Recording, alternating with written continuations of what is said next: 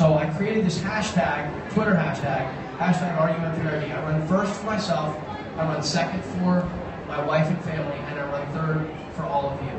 And so when I wear Run Third on my hat or a bracelet or something, or when anyone wears Run Third, we're running on behalf of all of the people, the thousands of people in that hashtag Twitter strand, Twitter hashtag strand, that have taken a moment to share with themselves. And it's breathtaking.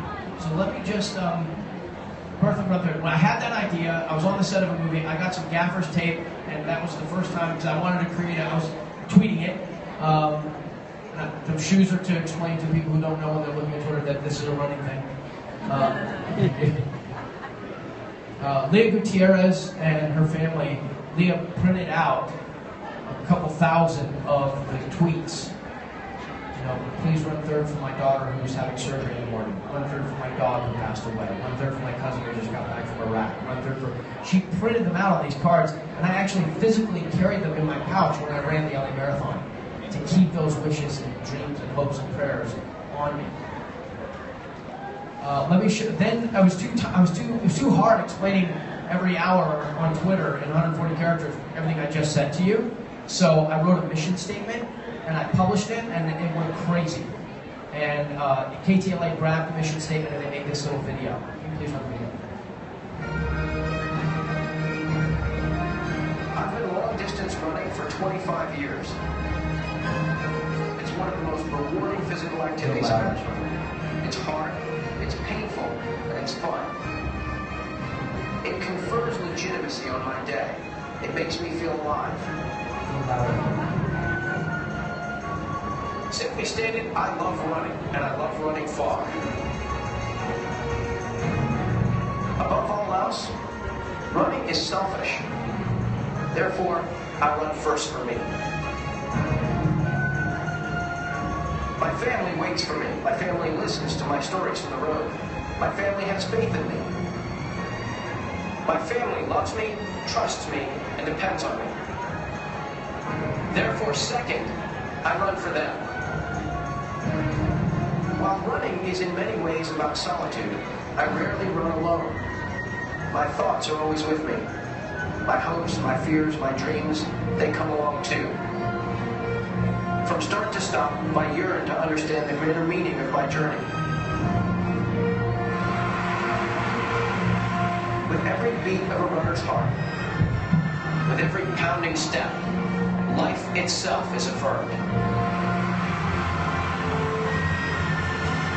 And so, it costs nothing, yet can mean everything for anyone, for me, to make a simple dedication. To say that these steps I'm taking are not mine to own. It means something to me to declare that because I'm alive and I care for others, third, I run for you.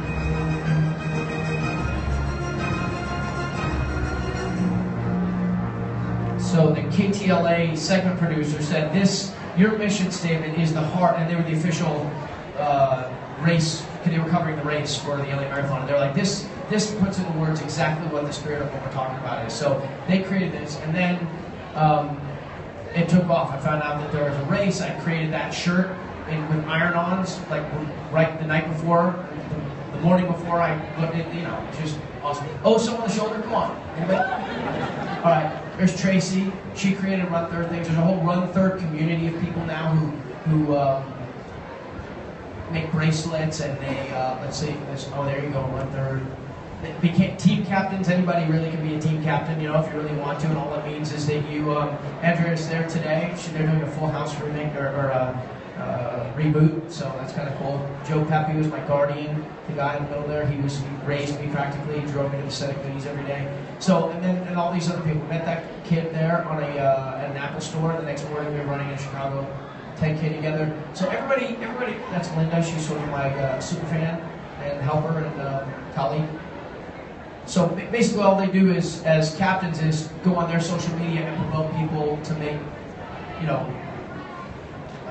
dedications. So a lot of them are here today. We have meetups every morning, you know, when we do these Disney runs and so forth. They put me on the cover of Runner's World. Sean Astin has no business being on the cover of Runner's World. But they put me in. On was cool. They offered for me to fly with them. That was pretty cool. My mom, it's kind of how I see my mom. One of these pillars of the, she got into the action, run there for mom. She forgot the D. I was making a pitch here, and then somebody made a doll.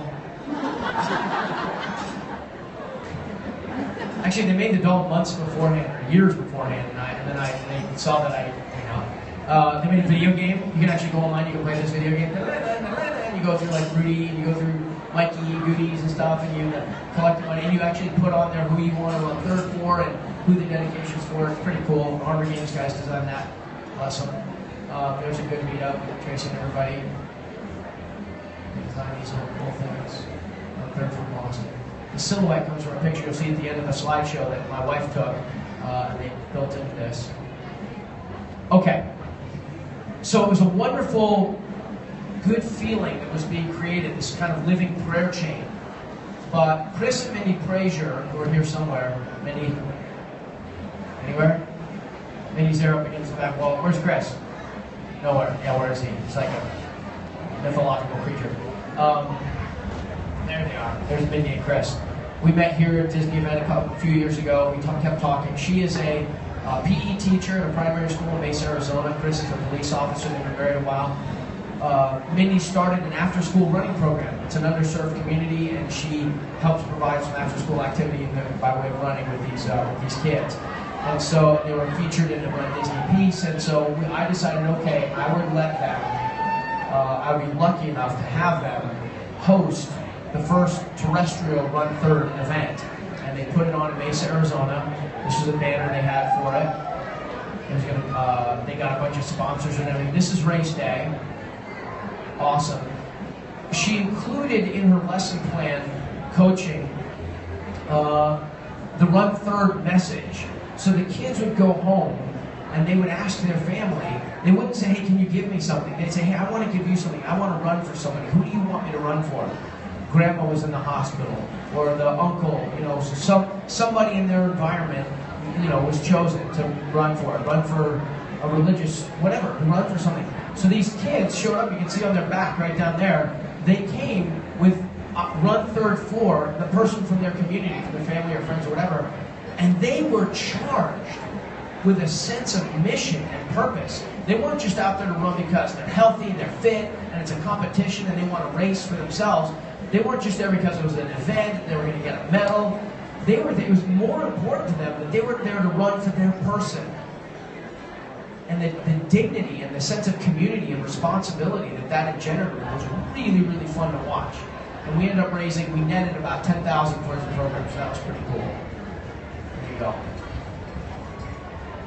Very professionally produced, lots of sponsors. This is a great tradition, coming in with the last runner.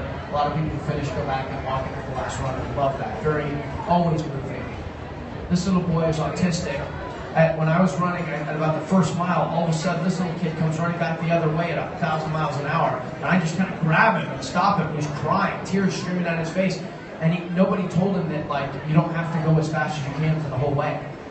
So he was just his heart was heaving, and I just sort of stopped him for a second. We talked, and I'm a grown up, so he kind of listened to me for a minute.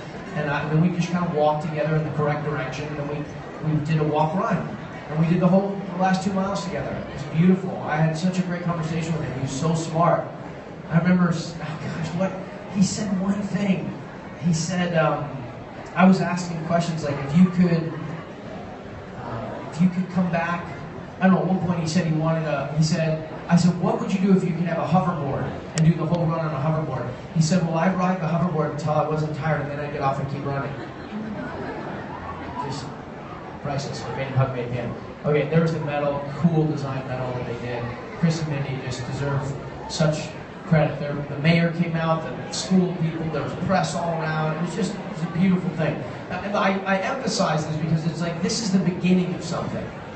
There's about 200 watching the Expo speaker series and probably about 2,000 in the Expo itself. For this, or they can put on something like, I didn't know what to do. This is me figuring it out. And basically the reason I'm smart is because I see that there's other really smart people who have good ideas, and I just glom onto them and let them and support them, really. So, see, and it's all hard work, putting the stuff away. All right.